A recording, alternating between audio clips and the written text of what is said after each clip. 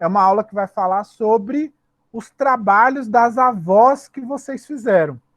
Porque eu quero fazer com vocês um esforço para que vocês entendam que esse trabalho maravilhoso que você fez sobre a sua avó, tá? E a gente vai fazer um exercício de perceber que, apesar de cada história de vida ser de um jeito, não tem duas histórias de vida iguais, cada pessoa tem a sua vida, mas mesmo assim, essas histórias têm coisas próximas, coisas parecidas, coisas que se cruzam, coisas que caminham juntas nessa grande trajetória da vida deles, que servem para a gente entender quem a gente é e quem a gente pode ser também.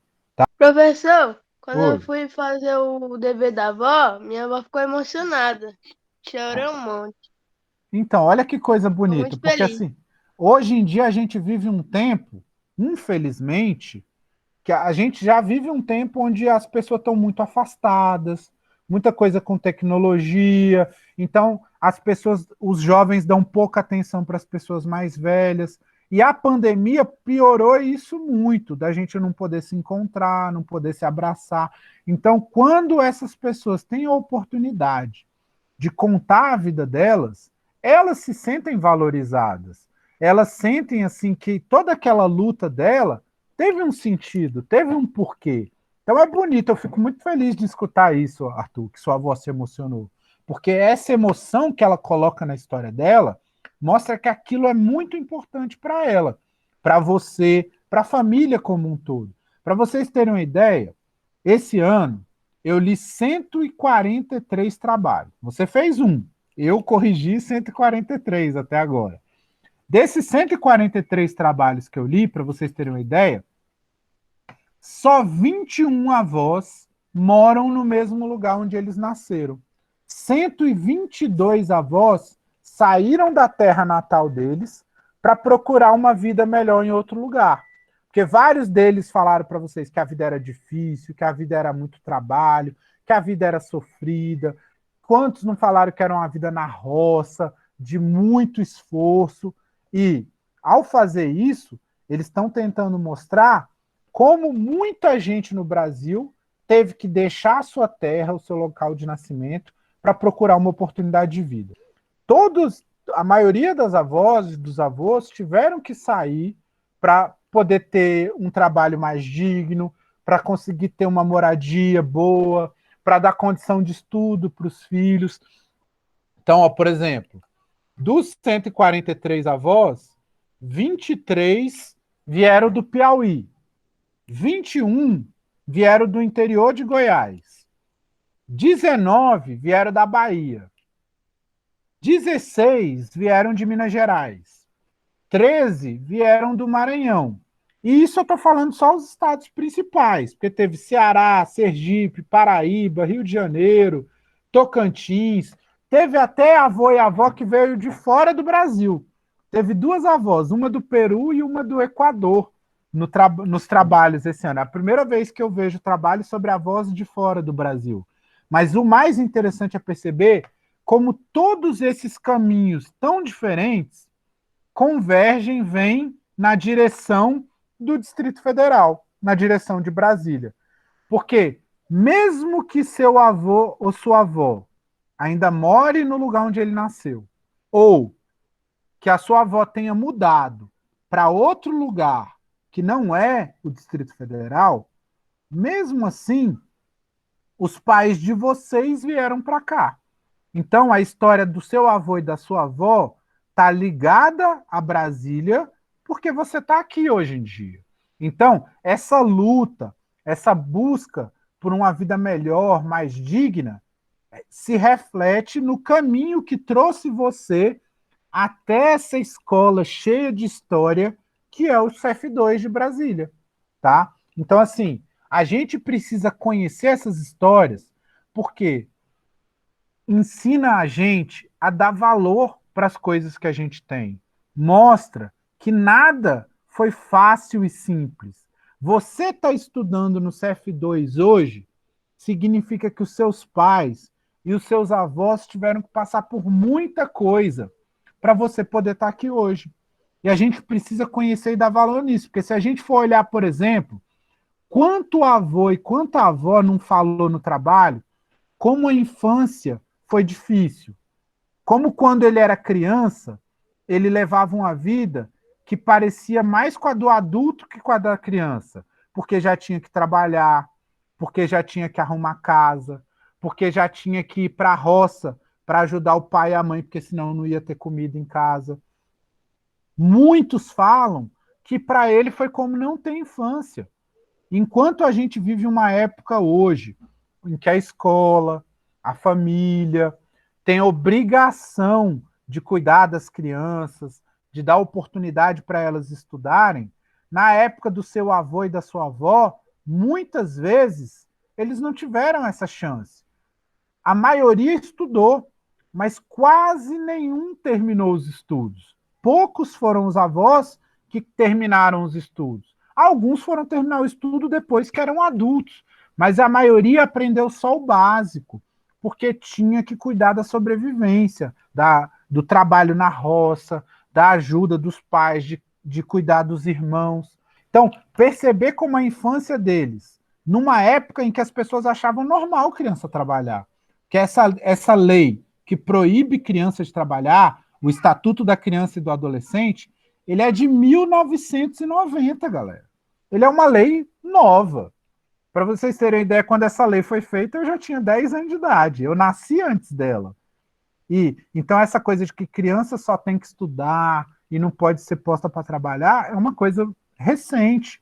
Na época dos avós de vocês, as pessoas achavam estranho era a criança não ter obrigação, a criança não estar ajudando em casa. Eles mostram para a gente como os caminhos deles passaram por vários tipos de profissões. Tem os avós, por exemplo, que conseguiram terminar de estudar, então tem a avó que virou professora, tem a avó que conseguiu virar funcionária pública, mas a maioria das avós, por exemplo, 23 avós, falaram que a vida inteira foi na roça, trabalhando como agricultora. 12 avós falaram que viraram empregada doméstica. 9 avós falaram que viraram babá. Então tem assim, cabeleireira, dona de casa, secretária, pedreiro, artesã, comerciante, enfermeira, vendedora, diarista, jornalista, carpinteiro, cobradora de ônibus, gerente, diretora, feirante, balconista, zeladora, cozinheira, lavadeira, ou seja, um monte de profissões diferentes, mas que mostram esse processo de que as pessoas estão lutando, que as pessoas estão se dedicando, buscando uma vida melhor. Mesmo com tanta dificuldade, com tanta desigualdade na vida, a maioria dessas avós falou como foi maravilhoso ter filhos, como foi um presente de Deus na vida delas, ter os netos, tá? Porque mesmo com tanta dificuldade, ter a nossa família, ter as pessoas perto da gente, poder ensinar as coisas para os filhos e para os netos, dá sentido para a vida delas, dá significado para a vida delas. Por isso que elas se emocionam, por isso a importância da gente homenagear escutando. Que às vezes a gente fica tão ocupado com o jogo de videogame, com a televisão, com o computador, e a gente não presta atenção nessa coisa maravilhosa que a vida colocou perto da gente, que é a nossa avó, que é o nosso avô, os nossos próprios pais também. Porque assim, a gente tem a impressão que o pai e a mãe têm que cuidar da gente, que o avô e a avó têm que cuidar da gente, mas a gente também precisa cuidar dos nossos pais. A gente também precisa cuidar dos nossos avós. Pensa, quanta mãe não trabalha o dia inteiro, aí chega em casa, ainda tem que cuidar de menino, ainda tem que arrumar a casa, ainda tem que fazer comida, e você não lembra nem de falar um obrigado, de dar um abraço na sua mãe e falar assim, pô mãe, você é a melhor mãe do mundo. As últimas 2 observações sobre os trabalhos é que a maioria das avós falou que prefere o mundo de antigamente. Isso acontece, tem algumas avós que falam que preferem hoje em dia, porque hoje está mais moderno, a vida está mais fácil, tem mais tecnologia, mas a maioria lembra que, apesar da tecnologia ter melhorado, o amor entre as pessoas diminuiu, o respeito entre as pessoas diminuiu, que o mundo está mais violento, que as pessoas não podem andar com tranquilidade na rua, que, que até a forma das pessoas estarem em contato é uma forma dos jovens desrespeitosa com os mais velhos. Então, tudo isso faz com que eles lembrem com mais carinho do passado do que pensem na facilidade do mundo de hoje. Tem vô que prefere o mundo de hoje, mas a maioria das avós preferiu o mundo antigo. E a outra observação é que dos 143 trabalhos que eu recebi, só 21 foram do avô, 122 foram da avó. E isso é uma coisa que sempre acontece. Todo ano eu faço esse trabalho, todo ano tem assim 80% ou mais dos trabalhos sobre as avós, por três motivos. O primeiro motivo da gente normalmente fazer o trabalho sobre a avó e não sobre o avô é porque geralmente a avó vive mais tempo, né? A maioria das mulheres vive mais tempo que os homens.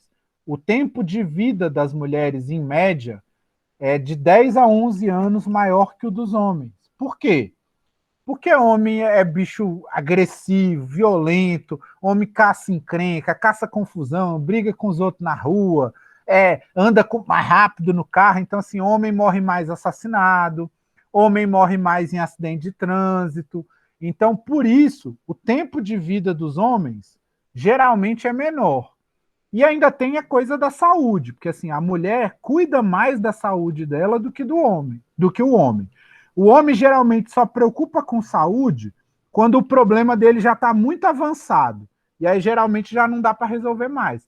A mulher, a chance dela descobrir o problema no começo, porque ela vai mais no médico, porque ela se preocupa mais como ela está, é maior.